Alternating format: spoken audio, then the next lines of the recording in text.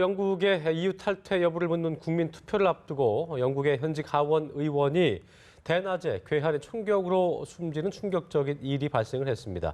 영국 정치권이 그야말로 충격에 빠진 모습인데요. 네, 엿새 앞으로 다가온 국민 투표에는 어떤 영향을 주게 될지 이 시간 보도국의 백나리 기자와 함께 전망해 보겠습니다. 어서 오십시오. 안녕하세요. 네. 이게 뭐 브렉시트가 어떻게 되느냐 마느냐 이게 금융권도 그렇고 전 세계적으로 정신이 없는 상황에서 또 충격적인 일이 발생을 했습니다. 일단 이번 사건 어떻게 발생한 건지 좀 개요를 짚어주시죠. 네. 네, 지금 총격을 당한 의원은 영국의 하원 의원, 예. 조 콕스라는 의원입니다. 영국은 상원과 하원이 나눠져 있는데요. 그 중에 이제 하원에 속해 있는 의원이고요. 예. 그리고 지금 영국은 보수당이 집권하고 있고 이 지금 피살을 당한 의원은 노동당, 야당 소속입니다. 그렇군요. 41살의 조 콕스 의원인데 여기 영국에는 일주일에 한 번씩 자기 지역구에 내려가서 주민들과 간담회를 하는 게 전통이래요. 그래서 그게 영국 민주주의의 어떤 계속 내려오는 훌륭한 전통 같은 것이어서 이 콕스 의원도 이제 어제 자기의 지역구로 내려간 거죠. 한 런던에서 320km 정도 떨어졌다고 하는데요. 예. 거기 현장에 가서 오후 1시가 이제 행사 시작인데 조금 한 5분 전에 일찍 도착했을 때 한 야구 모자를 쓴 남자가 갑자기 다가와서 정말 뭐 어떤 말도 없이 그냥 총을 쏘기 시작한 겁니다. 쏜 거예요, 네, 와서? 그렇죠. 야. 두 차례 총을 쏘고 그 콕스 의원이 쓰러지니까 거기에서 끝나지 않고 목격자들의 증언에 따르면 콕스 의원의 얼굴에다 대고 총격을 한 번 더 했다는 거예요. 근데 그것도 모자라서 이제 콕스 의원이 쓰러져서 나뒹구니까 거기에다 대고 흉기를 꺼내서 또다시 5차례, 6차례 또 피습을 했다는 겁니다. 그러니까 정말 잔인하게 대낮에 길거리에서 현직 하원 의원이 목숨을 잃는 사태가 발생을 한 건데요. 그런데 이 용의자가 한 52살 정도의 남성이에요. 그런데 이 용의자가 그 범행을 하기 전에 브리튼 퍼스트, 그러니까 영국이 우선이다라는 말을 하면서 범행을 했다고 해요. 그런데 이 브리튼 퍼스트라는 거는 그 영국에서 지금 한참 이슈가 되고 있는 이 브렉시트, 유럽연합 탈퇴, 이 문제가 지금 유럽에서 가장 핫 이슈인데 이 브리튼 퍼스트라는 거는 이제 유럽연합에서 우리 나가자, 우리 탈퇴하자라고 주장하는 극우 정당의 이름입니다. 그렇군요. 그러니까 이 용의자가 그쪽에 좀 쏠려 있을 것 같은 그런 추측도 가능한 상황이고요. 그런데 지금 이 콕스 의원 같은 경우에는 노동당의 당론과 같이 유럽연합에 우리 잔류하자, 떠나서는 안 된다 이런 입장이거든요. 예, 예. 그러니까 이번 사건이 그 브렉시트의 찬반 의견 대립 속에서 일어난 그 범행의 가능성도 배제할 수가 없는 겁니다. 그렇군요. 네, 41세밖에 안 된 젊은 의원이었는데요. 어떤 인물이었습니까? 네, 이번에 지난해 총선에서 하원 의원에 입성을 했어요. 그런데 그 전에는 국제구호단체에서 10년이나 일을 하면서 인권운동을 했던 활동가 출신입니다. 네. 그 공장 노동자의 자녀로 태어나서 케임브리지 대학 명문대죠. 명문대를 나와서 이제 구호단체에서 일을 하기 시작했는데요. 작년에 하원 의원이 되고 나서는 시리아 인권 문제에 대해서 시리아 그 내전으로 지금 5년째 몸살을 겪고 있는 시리아의 인권 문제에 대해서 관심을 기울이면서 인도적인 접근을 해야 된다. 네. 이런 얘기들을 계속했던 의원이고요. 네. 그리고 이 지역구가 한 300km 떨어져 있으니까요. 의정 활동을 할 때는 런던에 오는데 그 집값 때문인지 아니면 본인의 열정도 아마 섞여 있는 문제인 것 같은데 그 의회 바로 앞에 템스강의 보트에서 생활을 하면서 그렇게 의정 활동에 적극적으로 참여를 했다고 해요.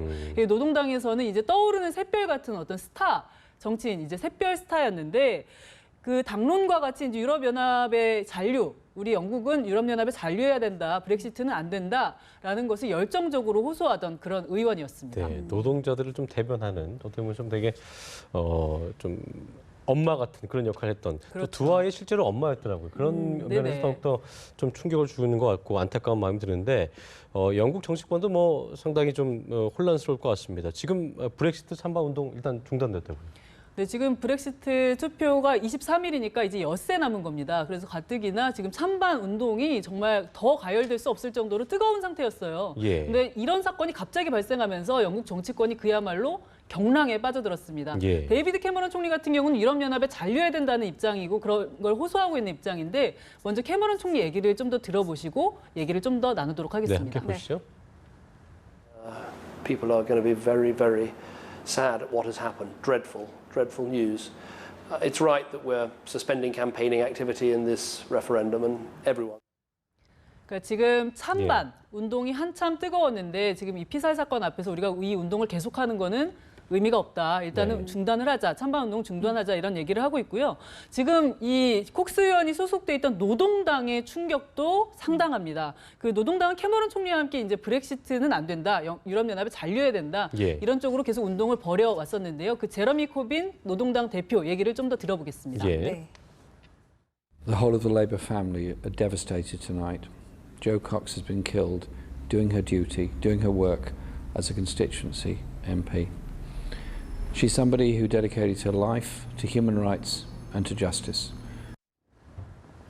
이게 조사를 좀 더 해봐야겠지만 아까 말씀을 드린 것처럼 이 용의자가 브리튼 퍼스트, 영국이 우선이다. 그러니까 유럽연합 이탈에 대해서 찬성하는 쪽이 아니겠느냐 이런 얘기들도 나올 수가 있는데요. 이탈을 원하는 쪽에 어떤 극단적인 행동 가능성을 배제할 수가 없거든요. 그래서 지금 찬반 양쪽 진영이 모두 지금 이 투표와 관련된 운동들을 모두 중단하고 사태의 추이를 지금 좀 지켜보는 와중입니다. 그렇군요. 네, 정치권 전반에서 이렇게 충격이 상당한 것 같은데요. 네. 현직 의원이 피격 사망하는 사례는 극히 드문 것 같은데 전에도 이런 일이 있었습니까?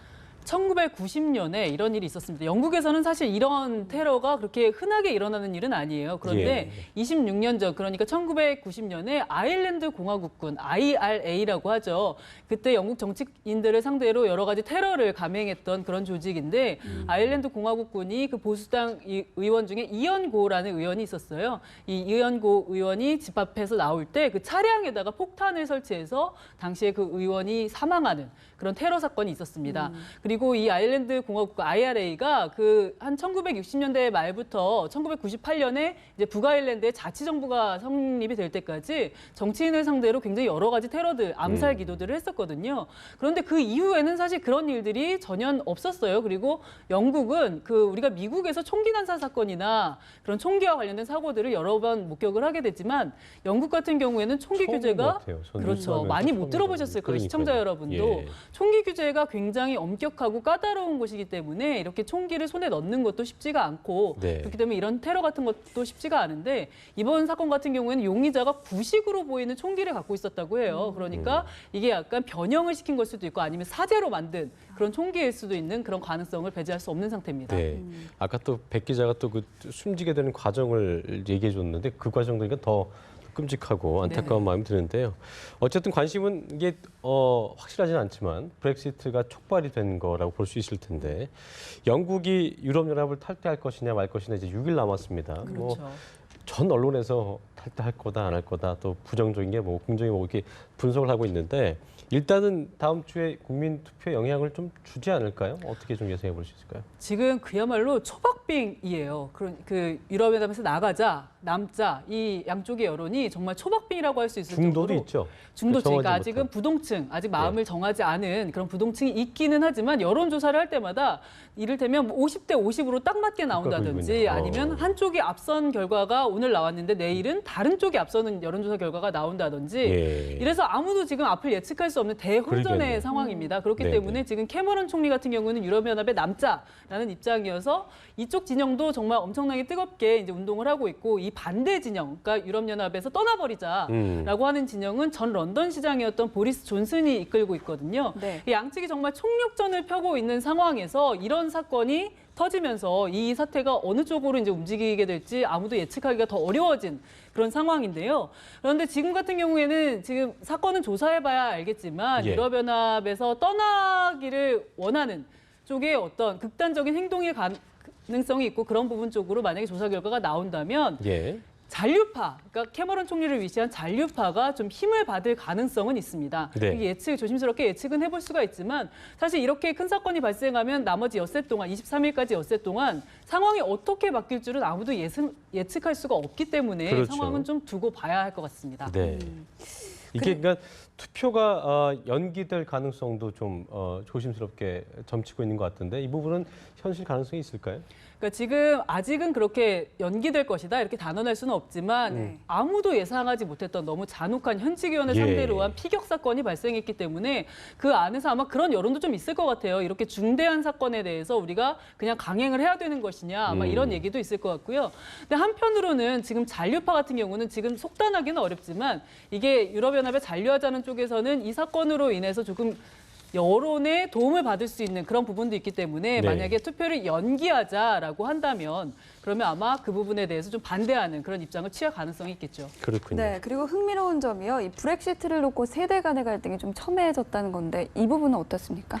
그러니까 영국에서도 이 브렉시트 문제를 놓고 세대 간의 갈등을 보이고 있다고 해요. 그런데 네. 주로 노년층 같은 경우에는 떠나자. 우리 이제 유럽연합에 더 이상 있을 이유가 없다라는 입장이라고 합니다. 그 네. 이유가 그러니까 지금 유럽 전체가 지금 난민 문제로 몸살을 앓고 있거든요. 그러니까 예. 들어오는 난민들이 굉장히 많고 이 부분에 대해서 통제가 안 된다고 생각하는 사람들이 많은데 그러니까 노년층에서는 이 반이민 정서가 어느 정도 있는 것 같아요. 네. 그리고 그 어떤 영국이라는 한 독립된 국가의 그 주권이라는 생각도 주권에 대한 생각도 젊은 층에 비해서는 꽤 높은 것 같습니다.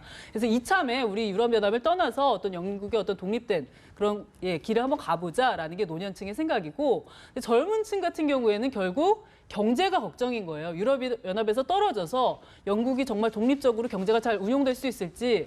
그런데 이 경제라는 문제는 결국 일자리의 문제잖아요. 이 청년층 같은 경우에는 유럽연합과 결별했을 때 정말 유럽연합 전체 시장을 보고 들어오는 기업들이 영국에 안 들어오게 되면 영국 청년들의 일자리도 그만큼 줄어들 수밖에 없기 때문에 일자리 감소 부분을 우려해서 우리는 유럽연합에 남아있는 게 낫다라고 생각하는 부분들이 있어서 지금 세대 간의 어떤 갈등 양상을 빚고 있고요.